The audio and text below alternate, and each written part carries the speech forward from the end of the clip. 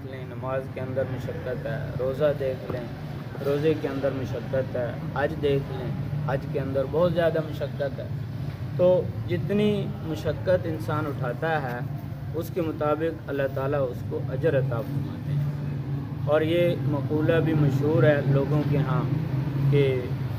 دین بقدر مشقت روزی بقدر مقدر، کہ انسان دین کے لیے جتنی مشقت برداشت کرتا ہے اللہ تعالیٰ اس کو اتنا زیادہ دین عطا فرماتا ہے، اور روزی جتنی انسان کے مقدر میں ہوتی ہے وہ اس کو ملتی ہے۔ تو یہ یہاں پہ بھی اس حدیث کے اندر بھی اللہ تعالیٰ کے نبی صلی اللہ علیہ وسلم نے اسی طرح کے کچھ 3 آدمی جو ہیں وہ بیان فرمائے ہیں۔ وہ ان کے لیے فرمایا کہ 2 اجر ہیں۔ پہلا وہ آدمی جو پہلے کسی اور مذہب کے اوپر تھا، آسمانی کتاب کو مانتا تھا، یعنی یہودی تھا یا نصرانی تھا۔ کافر بہت سارے ہیں، مجوسی بھی ہیں، ہندو بھی ہیں، سکھ بھی ہیں، لیکن 3 مذہب ایسے ہیں ان کو آسمانی مذہب کہا جاتا ہے، یہودی، عیسائی اور مسلمان۔ یہ پہلے جو ہے وہ یہودی اور نصرانی تھے،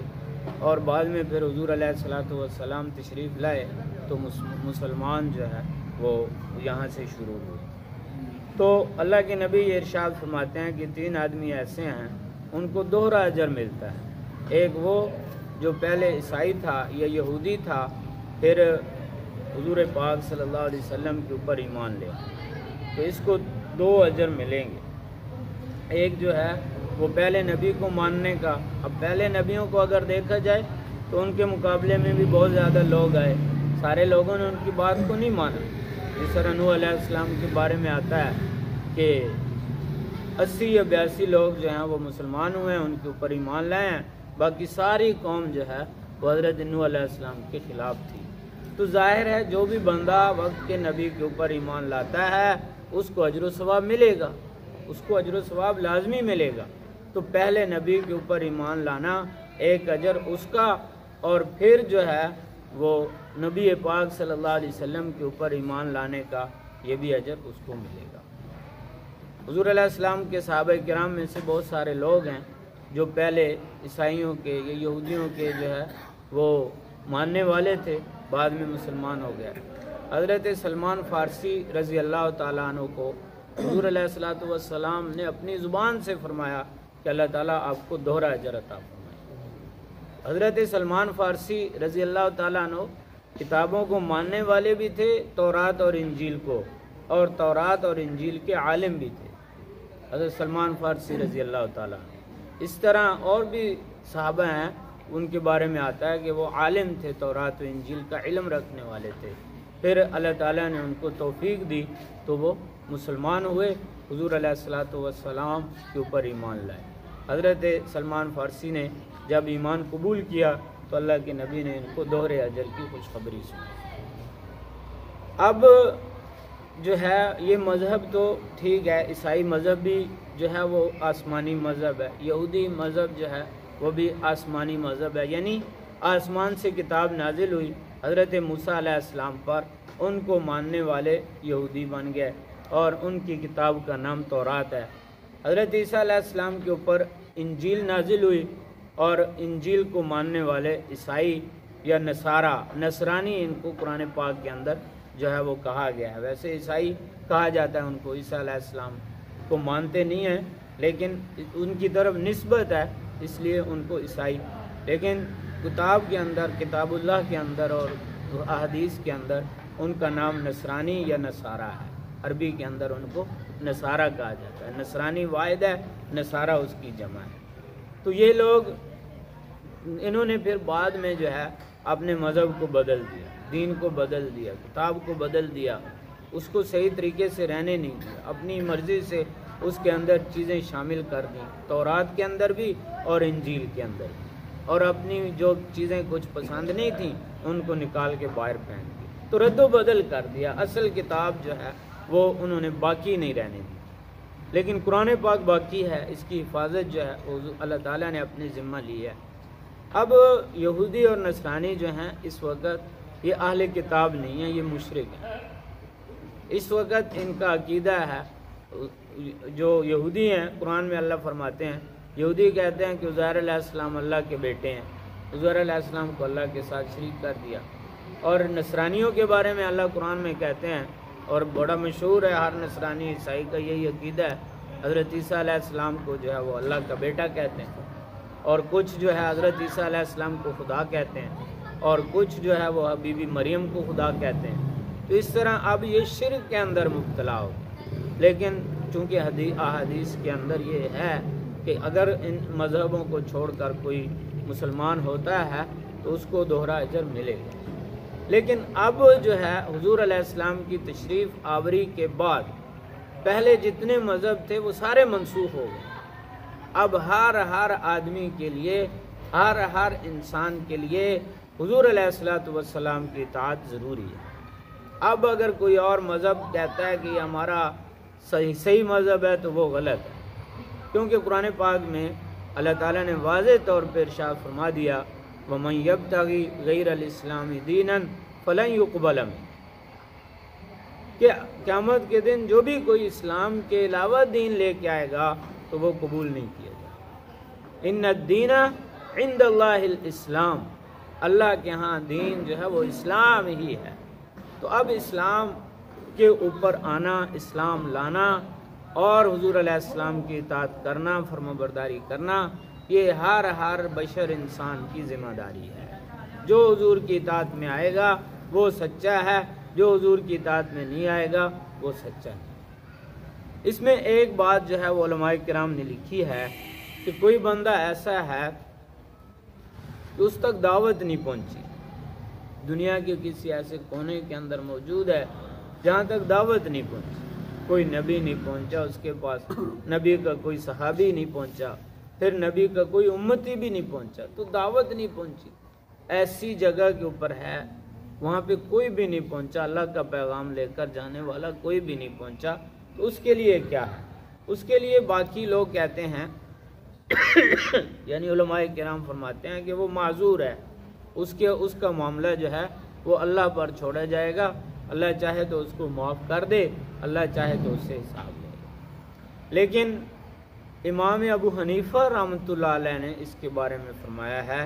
کہ ایسے آدمی کے لیے باقی تفصیلات بے شک وہ نہیں مانے گا، لیکن اللہ تعالیٰ کو وحدہ لا شریک ماننا اس کے لیے بھی ضروری ہے۔ اللہ کی توحید کا اقرار، اللہ کو ایک ماننا، اللہ کو وحدہ لا شریک ماننا اس کے لیے بھی ضروری ہے، کیونکہ وہ اپنے ارد گرد جو اس کا ماحول ہے اس کے اندر غور فکر کر کے وہ اللہ تعالیٰ کو مان سکتا ہے۔ اللہ تعالیٰ وحدہ لا شریک ہے، اس بات کو مان سکتا ہے۔ اپنی ذات کے اندر غور کرے، اپنے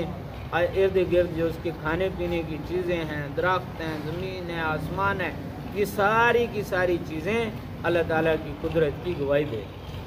اس لیے حضرت امام اعظم ابو حنیفہ رحمۃ اللہ علیہ فرماتے ہیں کہ کم از کم خدا کی توحید کا اقرار جو ہے وہ اس کے لیے بھی ضروری ہے۔ تو ایک آدمی یہاں پہ یہ ارشاد فرمایا اللہ کے نبی نے کہ جو اہل کتاب میں سے تھا پھر وہ نبی پاک صلی اللہ علیہ وسلم کے اوپر ایمان لے آیا، تو اس کو دوہرا اجر ہے۔ اور اس طرح ایک غلام ہے، غلام ماتحت لوگ ہوتے تھے، ماتحت لوگ مطلب لوگ ان سے کام کرواتے تھے، ان کے مالک ہوتے تھے۔ پہلے دور میں غلام ہوتے تھے، آج کے دور میں ملازمین ہیں۔ ملازمین جو ہے وہ کام کرتے ہیں، لوگوں کا مالک تو ان کا کوئی نہیں ہوتا، لیکن وہ ان کے انڈر رہ کر جو ہے وہ کام کرتے ہیں، ان کے ماتحت ہوتے ہیں۔ تو فرمایا کہ ایسا مملوک، ایسا غلام، ایسا ملازم جو اللہ کا حق بھی ادا کرتا ہے اور اپنے مولا کا حق بھی ادا کرتا ہے، تو اس میں جو ہے مشقت ہے۔ ظاہر ہے اپنے مولا کا حق بھی ادا کرنا ہے اور اپنے اللہ کا حق بھی ادا کرنا ہے۔ بعض دفعہ یہ دونوں اکٹھے ہو جاتے ہیں اور انسان کے لیے بڑی آزمائش ہوتی ہے کہ ایک کر سکتا ہے بندہ، تو اس وقت بھی اگر انسان جو ہے وہ دونوں کو پورا کرنے کی کوشش کرتا ہے تو اللہ تعالیٰ اس کو دوہرا اجر عطا فرمائے۔ بعض دفعہ کام کرانے والے جو ہے وہ بہت سخت ہوتے ہیں، طبیعت سخت ہوتی ہے، نماز پڑھنے کی اجازت نہیں دیتے اور اسی طرح روزہ رکھنے کی اجازت نہیں دیتے، تو ایسے موقع پہ انسان جو ہے وہ مشقت اگر برداشت کر جاتا ہے، اس آزمائش سے پورا نکل جاتا ہے، پاس ہو جاتا ہے، تو اللہ تعالیٰ اس کو دوہرا اجر عطا فرمائے۔ اور اسی طرح ایک آدمی ہے، اس کی باندی ہے، باندیاں پہلے ہوتی تھیں، غلام اور باندیاں، جو عورتیں جنگوں میں قید ہو کر آتی تھیں ان کو باندیاں بناتے تھے، اور جو مرد جو قید ہو کر جنگوں سے آتے تھے ان کو غلام بنا لیا جاتا تھا۔ تو اب جس کا غلام ہے اس کی مرضی سے چلے گا، سارے کام اسی کی مرضی سے، وہ اس کو بیچ بھی سکتا تھا، وہ اس کو رکھ بھی سکتا تھا۔ یہ ہر قسم کے اختیارات جو ہیں وہ اللہ کے دین میں ان کو دیے گئے ہیں۔ اس طرح جو عورتیں تھیں وہ باندیاں تھیں، باندی کے ساتھ جو ہے وہ بغیر نکاح کے مجامت جائز تھی، اور اس کے ساتھ اللہ تعالیٰ نے اجازت دی تھی۔ اگر اس کے ساتھ نکاح کرنا ہوتا تو اس کے لیے اس کو آزاد کرنا پڑتا، آزاد کر کے پھر جو ہے وہ اس کے ساتھ نکاح کیا جاتا۔ تو یہاں پہ اللہ تعالیٰ ارشاد فرماتے ہیں یہ ایک اخلاق ہے، یہ ایک اچھا عمل ہے، حسن خلق کی ایک مثال یہاں پہ بیان فرمائی کہ ایک آدمی کے پاس باندی تھی، اس نے اس کے ساتھ وطی کی، اور پھر اس نے اس کی اچھی تربیت کی، اس کو ادب و احترام بھی سکھایا، اور اس کے ساتھ ساتھ اس کی تعلیم کا انتظام بھی کیا، اس کو تعلیم بھی دلوائی اور اچھی تعلیم دلوائی۔ یہ ساری چیزیں اس کے ساتھ کرنے کے ساتھ اس کو آزاد کر دیا، آزاد کرنے کے بعد پھر اس کے ساتھ نکاح بھی کر لیا۔ تو اگر یہ اللہ تعالیٰ اس کے اوپر اس کو بہت زیادہ اجر عطا فرماتے ہیں، اور ڈبل اجر ہو جاتا ہے۔ ایک جو ہے آپ کے ماتحت ہے، اس کے لیے اچھی تعلیم کا انتظام کرنا، تعلیم و تربیت کا انتظام کرنا، یہ بہت بڑی نیکی ہے۔ آج یا پہلے بھی لوگوں کا اس طرح ہوتا تھا کہ اپنی جو حقیقی اولاد ہوتی ہے اس کے لیے بڑے اچھے اچھے انتظامات اور بڑے اچھے اچھے تعلیمی اداروں کے اندر ان کا انتظام، جو ملازمین ہیں یا خدا نخواستہ ستیلی اولاد ہے ان کے لیے کچھ بھی نہیں، ان کے لیے مزدوری اور ان کے لیے دوسرے۔ تو یہ جو دوسرے ہوتے ہیں اولاد نہیں ہوتی، یہ تو ستیلی بھی نہیں ہوتی، باندیاں جو ہوتی تھیں، یہ تو ایک جو ہے ایک ماتحت سمجھ لیں، لیکن اس کے ساتھ اگر اچھا معاملہ کرتا ہے، اس کی تعلیم و تربیت کا انتظام کرتا ہے تو اس کے اوپر اللہ تعالیٰ اجر عطا فرماتا ہے، اور پھر اس کو آزاد کر کے اس کو اپنے نکاح کے اندر لے آتا ہے تو اس کے اوپر پھر دوسرا اجر جو ہے وہ اللہ تعالیٰ عطا، دو نیکیاں ہو گئیں تو دوہرا اجر جو ہے وہ ہو جائے گا۔ اس کے علاوہ بھی بہت ساری چیزیں نبی پاک صلی اللہ علیہ وسلم کی احادیث میں ملتی ہیں، جن میں اللہ کے نبی فرماتے ہیں کہ انسان کو دوہرا اجر ملتا ہے۔ جس طرح ایک حدیث ہے کہ ایک بندہ توتلا ہے، اس کی زبان میں لکنت ہے، اور اس کے باوجود وہ قرآن پڑھتا ہے، قرآن کی تلاوت کرتا ہے، تو اللہ تعالیٰ اس کو دوہرا اجر عطا فرماتا ہے۔ کوشش کرنے کے باوجود، مشقت ہوگی نا، اس سے بولا نہیں جاتا، بعض دفعہ لوگ رک کے بولتے ہیں، وہ بات کرتے ہوئے ان کو بڑی تکلیف ہوتی ہے، تو ایسی صورت میں اگر کوئی آدمی قرآن پاک کی تلاوت کرتا ہے تو اللہ تعالیٰ اس کو دوہرا اجر عطا فرماتے ہیں۔ اللہ تعالیٰ سے سمجھ کر عمل کی توفیق عطا فرمائے۔ بسم اللہ الرحمن الرحیم۔